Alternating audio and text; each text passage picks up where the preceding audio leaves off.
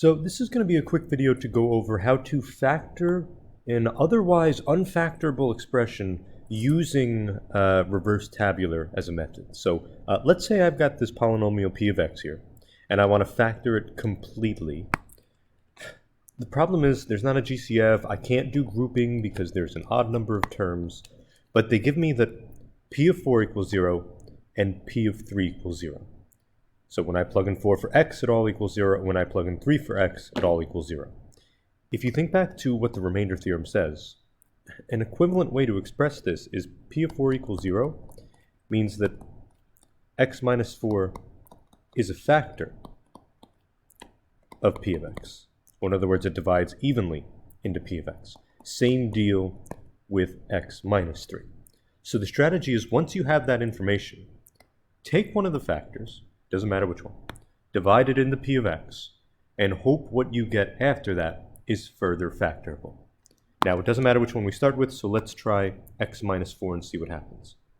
If I'm dividing p of x by x minus 4, I've got two terms, because it's a linear divisor. So I'm going to have two rows when I set up my reverse tabular here. And if I'm dividing a degree 4 by a degree 1, that would mean I need to draw 3 vertical lines when I'm setting up these boxes. And that'll ensure you have enough places for the x to the 4th term, the minus 5x cubed, the minus x squared, the 17x, and the 12. And of course, remember, if there's any placeholders, you need to include those too. So to start, I'm going to put x to the 4th there. And then I ask myself, what do I multiply x by to get x to the 4th? That's going to be x cubed. Then I could multiply x cubed by the minus 4 to get minus 4x cubed, and I keep working backwards from there. This diagonal needs to add up to negative 5x cubed, so I would need one more negative x cubed there. And minus x squared times an x would get me minus 1x cubed. And I'll keep going real fast. Negative x squared times negative 4 is positive 4x squared. This would have to be negative 5x squared to get this diagonal to add up to just negative 1x squared.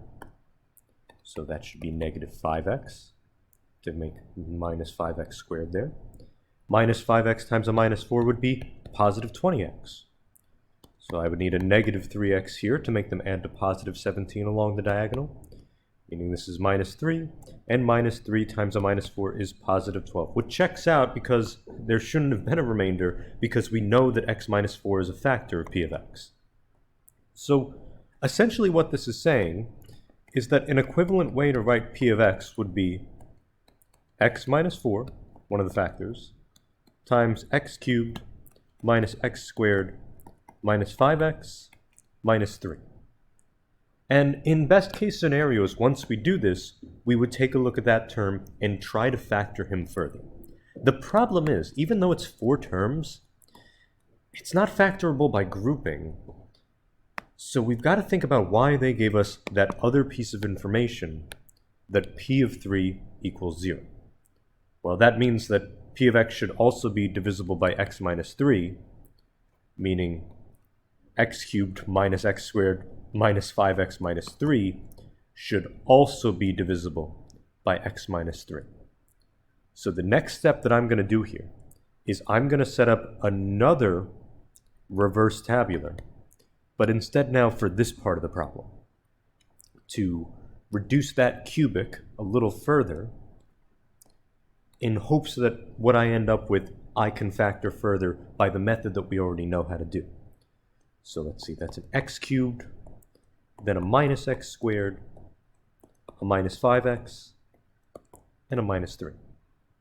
So I'll go through this quick. That's got to be x squared at the top there, minus 3x squared, positive 2x squared to add to negative 1. 2x times a minus 3 would be minus 6x. This would have to be positive 1x to make them add to negative 5. And then, yes, there's no remainder.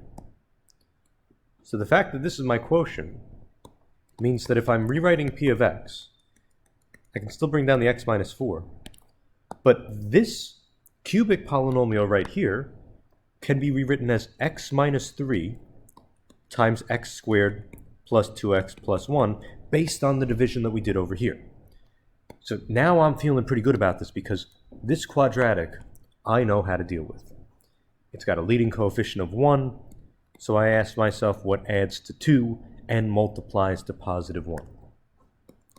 I think that's just going to be positive 1 and positive 1.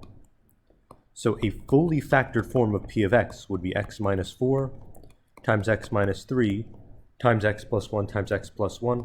Or if I wanted to clean that up to make it as nice as possible, I might express that as x plus 1 squared on the back end of that. So that's how you'd factor a polynomial using division when none of the other methods that you know would work. You need to know at least one of the factors and then use reverse tabular to get something that hopefully you could factor further.